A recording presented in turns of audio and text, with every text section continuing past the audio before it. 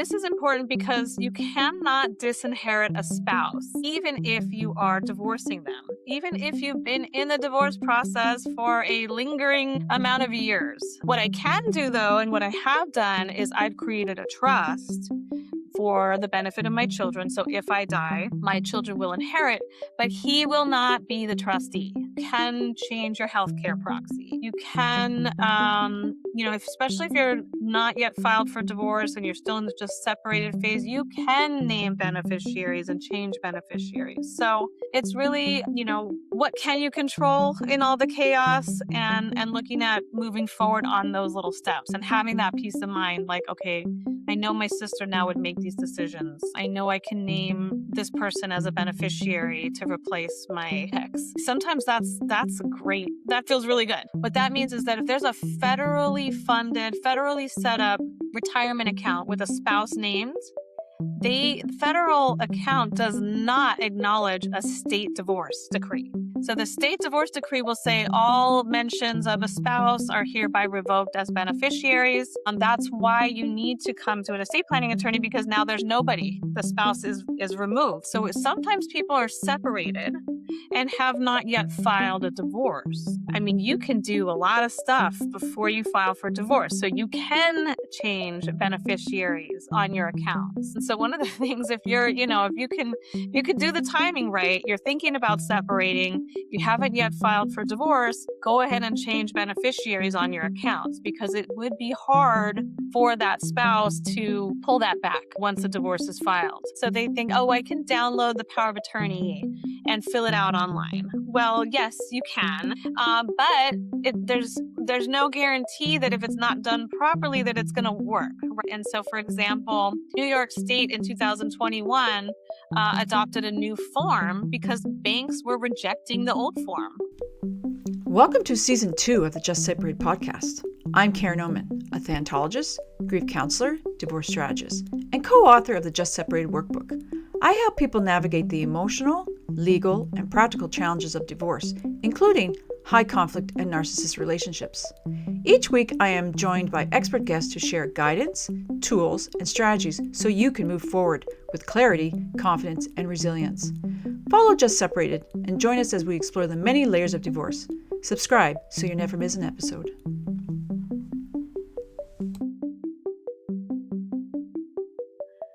Hi, welcome to the Just Separated podcast. I'm your host, Karen Oman, co-founder of Divorce Workshop. Today, we're going to be talking about reclaiming your legacy through estate planning, and our expert guest is Leslie Sultan. Leslie, a Los Angeles native and CUNY law graduate, opened her own private practice in New York in 2010. Now a partner at Sammartino's and Sultan Law Group, she focuses on helping family avoid probate court through proactive estate planning strategies. Leslie runs their virtual practice, serving clients across New York City and Long Island.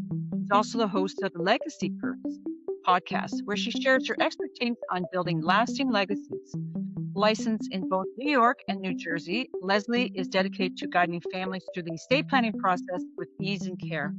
Leslie, welcome to the Just Separated podcast. Thank you for having me. So, Leslie, for most of us, we've spent years sharing everything with our partners: bank accounts, medical decisions, our kids' futures. The moment we separate, that sharing becomes a massive legal risk. What is the one document most divorcing people tend to forget to change that ends up haunting them later? Ooh, good question. So this gets a little complicated. So just to be clear, when you file for divorce, there are these automatic orders that go into effect. So you can't change your spouse as a beneficiary on accounts. You can, however, change healthcare proxy. So do you still want your soon-to-be ex-spouse making healthcare decisions for you if you become incapacitated, coma, dementia, stroke, and are not able to make those decisions for you? So that's usually an easy one. You either do or you don't. And if you don't, then you have to change that document right away. There's no restrictions on that. While you're doing that, of course, you want to make sure you have a living will in place. A living will not to be confused with a last will and testament, is I do or I don't want medical intervention if I can't speak for myself. So I don't want life support. I don't want feeding tubes. You know, you can um, detail that as if you want, but generally it's letting these healthcare agent know what your wishes are if you can't speak for yourself. The other one is a big one is called the spousal right of election. And this is important because you cannot disinherit a spouse, even if you are divorcing them, even if you've been in the divorce process for a lingering amount of years. So until that divorce judgment is signed by the court, the judge, and uploaded into the clerk's court system, you are still married. And so your spouse has a right to inherit.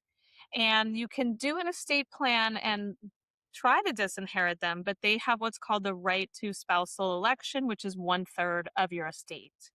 So the best document you can do in the divorce proceeding once you've filed for divorce is a waiver of spousal right of election. And usually it's a mutual waiver. So I'm waiving my right to your assets if you die, and you're waiving a right to my assets if I die, and then everything would go to our kids or our family according to state law.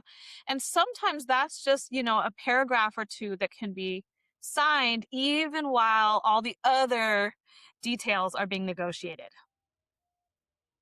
I was just thinking, how many people are aware of that? It's a good question. I've even had conversations with divorce attorneys, and I'm like, do you have the spousal waiver in your agreement? And there's I don't know, I have to check.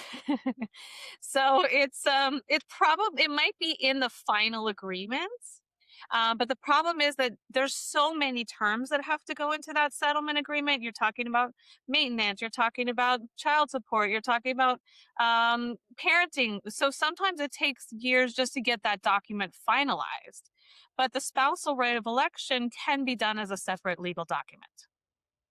Okay, so it can be done in good faith with both parties, Yes, even before the separation agreement is done. 100%. Okay, so that leads to me with the question of what if you're dealing with someone who is antagonistic? Yeah, I mean, unfortunately, it's a right that they have to be willing to waive. Um, in most cases, I say as long as you're presenting it as a mutual waiver, right? I'm not going to come after your estate. You won't come after my estate. It's more likely that everyone's going to agree. Is there anything that someone is in that position right now? They're dealing with someone more difficult. Can they do anything to protect their assets from that person? Um, yeah, so that's a good question. So it's going to depend on where they are, right? So sometimes people are separated and have not yet filed a divorce. I mean, you can do a lot of stuff before you file for divorce. So you can change beneficiaries on your accounts. So one of the things, if you're, if you could do the timing right, you're thinking about separating, you haven't yet filed for divorce, go ahead and change beneficiaries on your accounts, because it would be hard for that spouse to pull that back once a divorce is filed. So if you had, a sister or children that you wanted to name as beneficiaries instead, you would do that before you file for divorce. Now, that does not always work for retirement accounts, right? So sometimes spouses have to affirmatively waive it. You can run into problems when you're naming minors as beneficiaries, because minors cannot inherit. They can't fill out that beneficiary claim form. But at least that would eliminate the spouse from being the beneficiary on, investment accounts, checking accounts, savings accounts, etc. So what I hear you saying is if you're thinking of leaving, plan, like start thinking about and organize this. Yeah, basically. I mean, that's where you would start. Once your divorce is in effect, you can't change beneficiaries without an agreement. I mean, we've seen where estate planning is done. People are disinheriting the spouse, and luckily they don't die during the divorce, and so then they don't really have to update their documents after the divorce, because if they die, it's dying after the divorce and things are taken care of. In some cases, if you died during the divorce, the spouse would really have to fight for to claim the spousal right of election. So the burden would then fall on the spouse. If you did estate planning and disinherited them, they would have to fight, for it. And the best way to keep it out of court is to do a trust. If you do a will, the will has to be probated. The spouse has to get notice, and then of course has the opportunity to dispute it. But if everything is done through a trust, then the trustee can try to distribute everything and there's no notice requirement to the spouse. So would you recommend for some people to look into getting a trust? Yes. I recommend trust for everybody almost. So, yes, especially for New York, where probate is a lengthy, costly process. But particularly if you're trying to avoid um, a court process that's going to give notice to a party to give them an opportunity to fight it, then the trust is the best way to stay out of court. So there's a lot of talk about wills, right? Uh, and is there that myth out there that the will is the be and end all, and we assume when we're going through the divorce that if we change our will, everything's covered? Is that a myth that's out there? Unfortunately, I would say that's a myth. Wills have been historically used by the average person. Trusts were historically used by the uber wealthy. Nowadays, with the internet and access to information, anybody can do a trust. Um, they're much more accessible and reasonable and affordable than they were, years ago. The trend has absolutely moved towards trust planning, especially in states like California, New York, Florida, where probate is expensive and time consuming. One of the biggest problems with the will is it has to go through probate. It has to be validated. You can't take the will to the bank and say, give me my money. You can't take the will to the title company and say, sell the house. Nobody has any way to verify if that will is valid. It has to go through the courts. And then in these highly populated cities, New York, California, Florida, there's one court for each county. There's 2 or 3 clerks, and there's how many people are dying. Um, so it just gets extremely bogged down, heavy caseloads, and it's just going to take time. And so trusts are mainly probate avoidance tools. But for a divorce or for, where there's going to be some adversarial issues, it's a great way to keep things private. It's a great way to keep the courts out of your affairs. So there's an extra bonus, especially if you're in a populated city, to do trust planning, and if you're in the divorce process or separation process. So can we just touch down about 401ks and life insurance and all those? Like are they covered in the divorce decree? Separation agreement they are, right? Or are they not? For the automatic orders, you mean? Uh-huh. Right. So with automatic orders, there is a prohibition against changing beneficiaries on any account. So that would include life insurance, as far as I know. I'm not a divorce attorney, and Mhm. in and 401ks. So yeah. So if you've already named your spouse because you had great intentions and then things just didn't work out, you will not be able to do that during the divorce without violating that order unless you have a waiver. And hopefully everybody's waiving just those portions. You can do standalone waiver agreements. I waive the right to spouse election. We agree that we can each change beneficiaries. As long as both parties are signing, a judge shouldn't have any objections to that. Yeah, I'm just thinking of my own divorce story and all the other people I hear. And what I'm hearing today, I I haven't heard often enough, right? Right. I don't know if that's in your experience as well. Yeah, I mean, we see a lot of cases where one spouse dies, the other spouse is still married, so she or he has the right to they have first dibs as executor or administrator if there's no will, or personal representative, whatever they call it in your state. And they have, depending on the state law or the will, a right to inherit. One of the worst things I've seen is a woman called me. She was in the middle of a divorce proceeding when her husband died. They had signed a waiver of spousal election, whether it was in the separation agreement or standalone. But his family didn't know about it. They didn't have a copy, and she did not disclose. So she was moving forward as the spouse to be both the executor and the beneficiary of his estate without disclosing that there had been a waiver. So one of the talking points that I make sure all practitioners know and family members know, once you sign that waiver, make sure you give a copy to the family that is going to benefit from it. So your children, your parents, your siblings, because if they don't know and they don't have a copy, these are not public record documents. These are private agreements, right? They're not going to be downloadable through the court system. And if they don't have a copy, they may never know about it. So it's one thing to sign the waiver. The next step is making sure someone has a copy. What happened? Like in a general, like did as a short synopsis, what happened?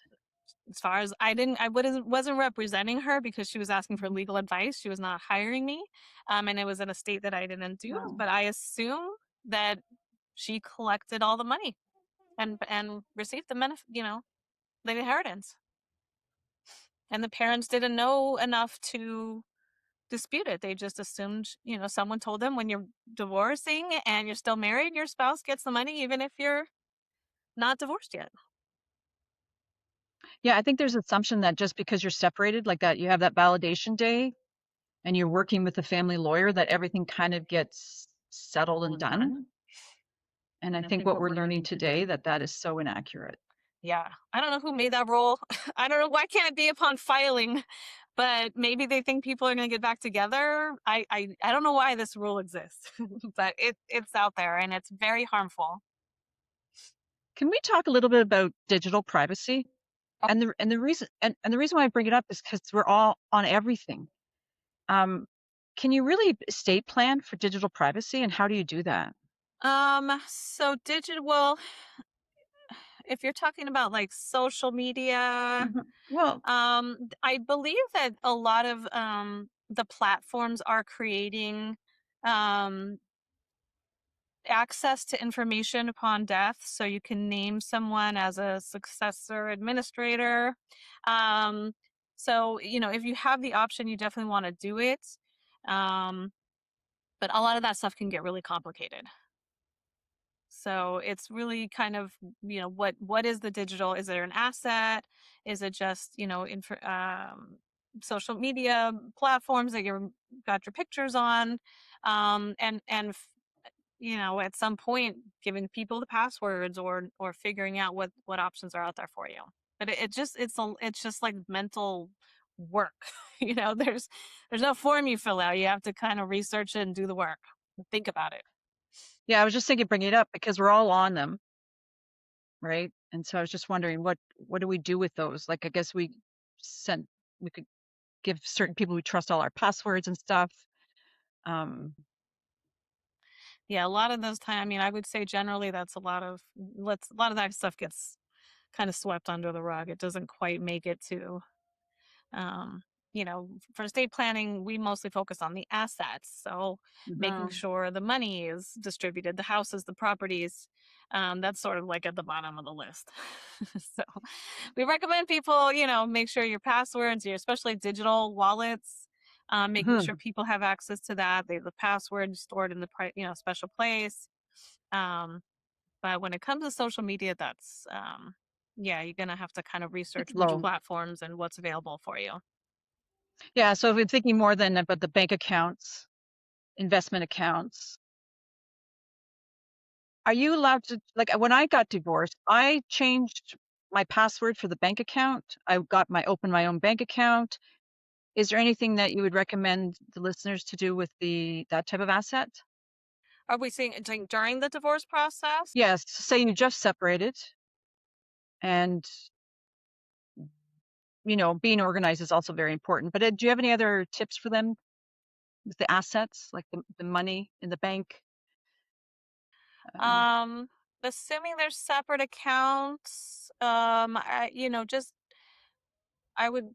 again, it's where you are in the process. So if you're separated but not divorced, you're going to want to make sure beneficiaries on all those accounts.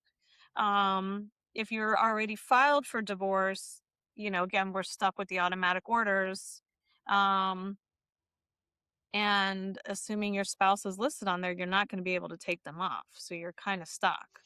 I mean, I hope you're not alluding to like where there's people are stealing money from their spouses. That's a much more complicated question that I wouldn't be able to answer. Yeah, there's so many things in my head that with all this estate planning, right? And I'm glad we're talking about it because I don't think there's any awareness about this stuff. Yeah. I mean, when Um, I wasn't married, but I was in a relationship. We had two children, and the minute we broke up, the advice I got was change all your passwords from family law attorneys. So yeah, I think that that's definitely the right way to go because you just never know, and it's so hard to get stuff back once it's gone. It's even in a straightforward theft situation. I mean, in my situation, for example, my parents had contributed to a 529 account that my ex-partner had set up. So he was the account owner. It turns out I have no rights to that. I couldn't say that was my family's money for our kids, move it to my account.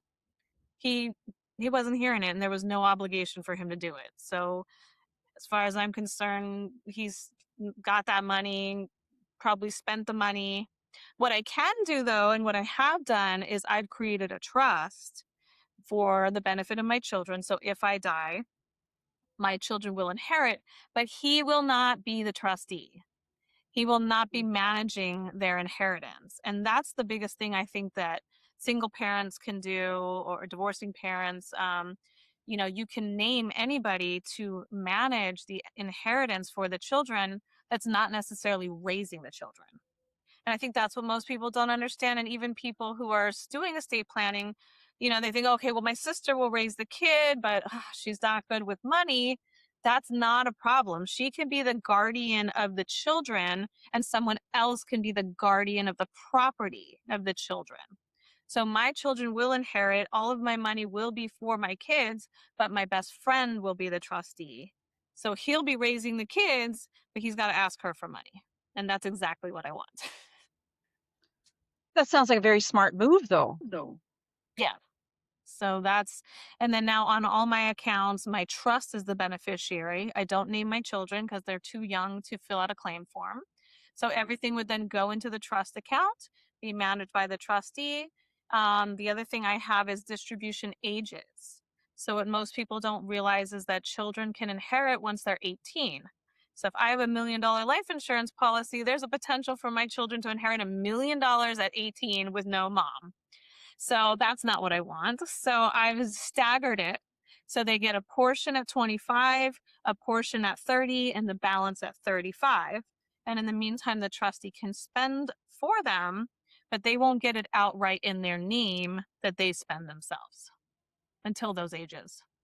So, how long does it take to someone to set up this type of trust with you on average? Yeah, about 4 to 6 weeks. So if you were to hire me today, we would get all the information, who's the beneficiaries, who would be the trustees. It takes about 4 to 6 weeks to draft and then sign. And then the documents are in effect. And then it's just a matter of updating the bank accounts, the life insurance with the trust as the beneficiary or the trust as the owner. So, it's pretty simple to do. Yeah. I Huh. do not recommend online forms. I tell people if you needed a medical diagnosis, would you go to Google or would you go to a doctor? Unfortunately, we've seen because trusts are becoming more popular, people are always looking for the quickest, cheapest way to do it. They're downloading forms, they're not getting estate planning counsel, right? The guidance needed to properly plan. And then we're seeing these nightmare documents that wind up in probate because they're not done properly. There's an unintended consequence. So definitely, it's one of those things I say invest in, the future. Make sure you're hiring an attorney for legal documents, not using an online form. Yeah, you're talking about AI? All of it. Yeah. Yeah. I had another lawyer on, and she was a family lawyer, and she just said get a lawyer, like at least consult, because everybody seems to be doing the AI route. And like you've been saying, there's mistakes. She's like seen a lot of mistakes as well. Yeah, I mean, a common one we see is people name um, their spouse or their children as beneficiaries, which makes sense. It sounds right. What if that child gets disabled? What if your spouse is disabled and they're receiving government benefits, Medicaid, disability, and then they receive this inheritance? What do you think they lose? They lose the government benefits because the government sees this money go straight into their account. They no longer qualify, or sometimes they'll take the money as like a debt. So there's ways to protect against that if you're doing the right type of estate planning. You could lose that, that tip if you're just downloading forms. Um, so lots of little things like that.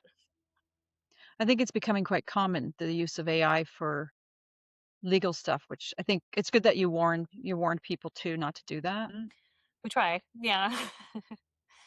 So let's talk about the legacy purse, like this podcast that you started. Is there obviously there's a reason why you started it because of all the unawareness that we have around this type of stuff, right? Exactly. You tell me though. Yeah, same thing. Each episode of the Legacy Purse podcast is a different topic. So in some cases I did just healthcare proxy. In some cases I did a probate interview with a probate attorney and just asked her to share probate nightmares.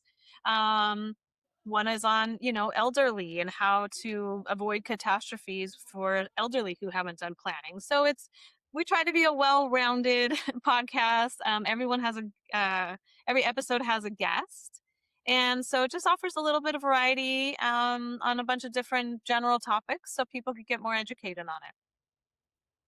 Now, I heard from my own family lawyer that estate law was one of the most complicated laws. Is that true? Uh, Gosh, I can think of a few areas of law school that were pretty complicated, but I would say it is much more complicated than people think, right? So they think, oh, I can download the power of attorney and fill it out online. Well, yes, you can, but there's no guarantee that if it's not done properly that it's going to work, right? And so, for example, New York State in 2021 adopted a new form because banks were rejecting the old form. So everybody who did a power of attorney before 2021 ran the risk that the bank was going to reject it for whatever reason the bank wanted to. So 2021, they said, okay, here's the new form. It has to be notarized. You have to have two witnesses. And this is intended to avoid the banks rejecting. People don't know that if they're just downloading the random power of attorney form. We've seen people download for their state, and then in New York, they try to use it to sell property and it's rejected by the title company. And guess what? Now the person's disabled. They're incapacitated. They don't have the capacity to sign a new one. And so we're in guardianship court just to get permission to sell this house, even though there's technically a valid power of attorney on record that it's from another state. So it can get very messy. Very messy. Yes. Very technical. Very specific when it comes to another example I've seen is someone did a healthcare proxy. This is Brian Wilson from the Beach Boys. He did a healthcare proxy. He nominated his spouse to be his healthcare proxy. He then wound up with dementia and then she died, right? He didn't name a successor healthcare proxy. So there's the documents now failing because there's nobody named after the spouse. She's gone and he's got dementia. So he can't do a new one. So they had to go through court to have someone appointed. I mean, all of that could have easily been avoided had he known to name number one and then backup number two. So it's not these complexities, but it's like a lot of things can go wrong if it's not thought all the way through. And that's where you need the estate planning attorneys who see these things, who can counsel and advise, the comprehensive part of it. Yeah, especially for ones going through a divorce. Now, the hard part of when going through divorce is or breakup, you're overwhelmed with so many things, right? Yes. And that's kind of why maybe the will and the trust and all that kind of get pushed aside. I don't know if that's common. I'm just thinking I've put myself there. I am proud, Leslie, that I did change my health proxy Okay, right away. good. Congratulations. Yes. I did that. Nothing else, but at least I did that. So I guess that's a common reason why some divorced people just they get so overwhelmed with the family law and stuff that they don't think about the estate stuff. It's so overwhelming and stressful. It's like the worst thing some people ever go through in their lives, right? And it's disruptive. So yeah, I mean, you definitely kudos to you for getting that done. Hopefully for some people it's the impetus they need to do something, right? So an attorney. I didn't have a trust, right? But once I knew there was a chance that my ex would be managing my money for the kids, and Lord knows what he would have done with it, I had to do an estate plan. I had to make sure that I could control that part. So, for me, it was the drive I needed. But It's a people pretty also good need to drive. know. They have to think about it, be educated. So it's tough. Before we wrap up, is there anything that we've missed in this little conversation? Um, I think the only thing that comes up for me with estate planning and divorce is just to keep in mind when there's the life insurance for child support purposes, right? So, again, if it was a situation like me where I had to get life insurance in order to cover the child support for my ex, and I don't want him to be the beneficiary, I could create a trust. And if were to agree on that, then we each would have a trust that receives the life insurance benefit, not each other. So that's where there is an option if you don't trust your spouse, or if there's mutual distrust. I don't want him to be the life insurance proceed beneficiary. I want it to be the kids. How about I create a trust? My sister would be the trustee. That way everything goes to the trust and we know that she would take care of the kids. So if parties can agree to that, then that's another alternative that might make people feel better about that little portion of it. I was just thinking when you said that, that would bring peace of mind. Yeah. Yeah, I mean it's a break from the convention, right? The idea is that you're supposed to be funding child support for years of the life insurance, but if people can agree to that as an alternative, the kids would still benefit, and you don't have you get you get that alternative option. So it's out there. People just don't know about it. Yeah. It seems like we don't know a lot about what we discussed today, right? Fortunately, yeah. But that's what this podcast is for, to help educate people. So you're doing the hard work there for Karen. So I ask everyone this guest professional that comes on this exact question. So for someone who's just separated, whether they left or were left, what advice would you give them to help them navigate those overwhelming early days? Yeah. Oof. I remember those early days. It feels so overwhelming in some places. Times it feels numbing, and what is that, analysis paralysis. But like you said, Karen, there's some things you can do. You can change your healthcare proxy. You can, especially if you're not yet filed for divorce and you're still in the just separated phase, you can name beneficiaries and change beneficiaries. So it's really, what can you control in all the chaos, and looking at moving forward on those little steps and having that peace of mind, like, okay, I know my sister now would make these decisions. I know I can name this person as a beneficiary to replace my ex. um, Sometimes that's a great, that feels really good. So yeah. I do have one quick question. When would be the best time in that process, in the divorcing process, to come and see you for a consultation?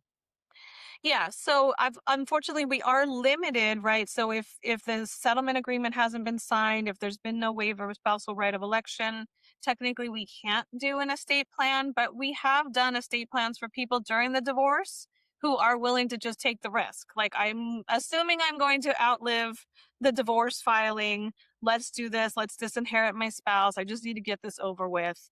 Um, there's the spouse is only entitled to 1/3 under the spousal right of election versus 50% if you don't have that.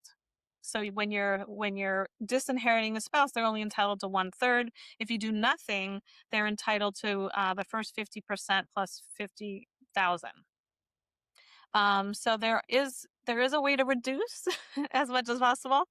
Um, and then, of course, we're able to guide people with the minute your divorce is filed, we can now do full estate planning. We can now nominate all the people that are can take over, and we can update all accounts. So, yeah. So once the decree is done, that like you've filed it, you don't have to actually act the paper. It's in the court system, or Once is there's it you have a the decree? physical, once there's an order, yeah. So once, the judge might sign it and then it has to go through the clerk to get uploaded into the Mhm. system. So once it's in the system and marked filed by the clerk, Right. that's when we can act. And that's when everyone should give you a call. Yes. Yeah. If not before. Yeah. And the worst story that I've heard is, just to be clear, when you get divorced, any um beneficiary with the spouse is automatically revoked unless it's a federal, like an ERISA retirement account or an ERISA. So what that means is that if there's a federally funded, federally set up retirement account with a spouse named, the federal account does not acknowledge a state divorce decree. So the state divorce decree will say all mentions of a spouse are hereby revoked as beneficiaries. That's why you need to come to an estate planning attorney, because now there's nobody. The spouse is removed. So who's next in line? If you haven't named anybody, it's going to go intestate. It's going to go through the state laws. So that's where you want to replace that name. Or in some cases, you want the spouse to be the beneficiary for whatever reason. You have to go back and affirmatively add them because they've been revoked. You can't just say, oh, it's still there and I'll leave it there. It's revoked. But with the federal accounts, they will not honor the revocation. They will send the money to the divorcing spouse, and we've divorced spouse, and we are seeing these in case law. And so you have to affirmatively go after the divorce and update the account with the beneficiary. And so unfortunately, we see a lot of cases where people don't do the updates. They don't change title. The house is in husband and wife. They're divorced 5 years. The house is still in husband and wife. It should have been changed. There's costs involved when you're changing a title. You have to record the new deed with the county, but leaving it just creates a mess for the family. And so, yeah, right when everything's done, the best thing to do is meet with an estate planning attorney, get everything out of that person's name, replace names, and then you're done. Yeah, I really, really hope everyone listens to this that's going through a divorce and gets that divorce decree and then sees you or an estate lawyer, because this has been overwhelming, like how important it actually is. It's vital. Thanks. Yeah, that's true. I wish I could be in everyone's ear about it because, whether you're coming to me or going to someone else, people just neglect estate planning. Unfortunately, it's important, but not always urgent. And so it gets pushed aside. And so, yeah, we see the nightmares. So you work in New York and New Jersey, and you have the leg- Legacy Purse podcast. Is there anything else I'm missing?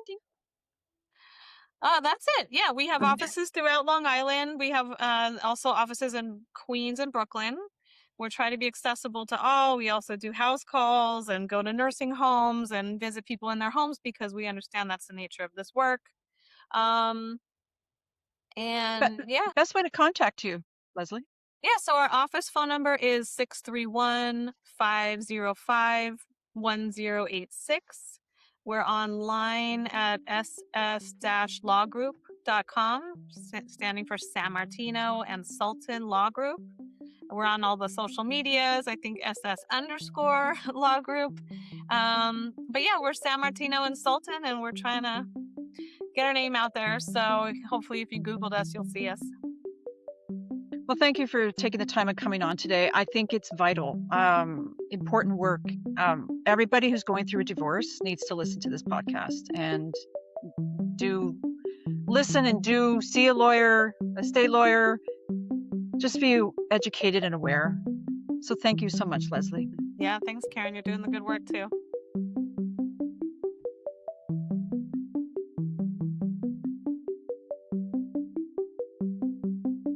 Thanks for joining today's conversation with our divorce expert. Check out the show notes for more about our guests, and don't forget to follow us on Spotify and our YouTube channel, divorceworkshop.ca. We'd love to hear from you. Share your questions, comments, or guest suggestions. And for a complete guide to navigating separation and divorce, check out the Just Separated workbook on Amazon. It covers emotions, co-parenting, finances, legal insights, and recovery. A must-have for anyone going through separation or divorce.